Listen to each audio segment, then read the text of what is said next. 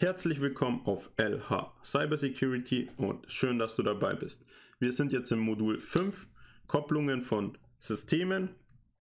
Und hier gibt es zum einen den Transceiver. Das ist ein Umsetzer von Bussignalen, der eben die Spannungspegel für Sender- oder Empfangssignale umwandelt.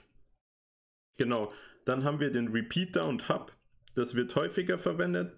Repeater zum Beispiel im WLAN-Bereich, um ein WLAN-Signal zu verstärken und die Reichweite zu erhöhen.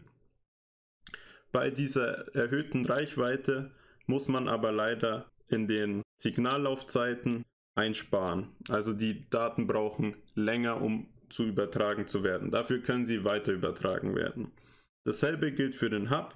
Der schickt einfach die Daten auch an alle Geräte, die am Hub angeschlossen sind, weiter, ohne großartig zu überlegen.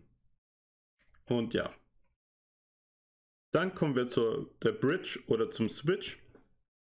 Das ist ein Kopplungselement und wird sehr häufig im Ethernet-Bereich angewendet, um große Netzwerke aufzubauen. Und hier kann man auch sehr viel lernen und ins Detail gehen.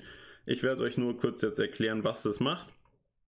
Also ein Switch zum Beispiel vermittelt einfach Pakete an angeschlossene Geräte. Und am Anfang hat er keine Eigenintelligenz. Und mit der Zeit lernt er dann, welche Geräte an ihm angeschlossen sind und kann entscheiden, wo die Datenpakete hingeleitet werden sollen.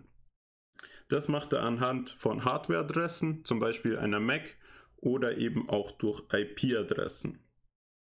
Genau. Dann kommen wir zum Gateway. Das Gateway ist einfach für die Kopplung von mehreren unterschiedlichen Protokollen zuständig oder anderen Übertragungsmedien. Zum Beispiel der Router wird auch häufig als Gateway bezeichnet, da er eben verschiedene Protokolle vereint. Genau, das war's zur Kopplung. Ich hoffe, ihr konntet wieder was lernen und ansonsten sehen wir uns im Modul 6.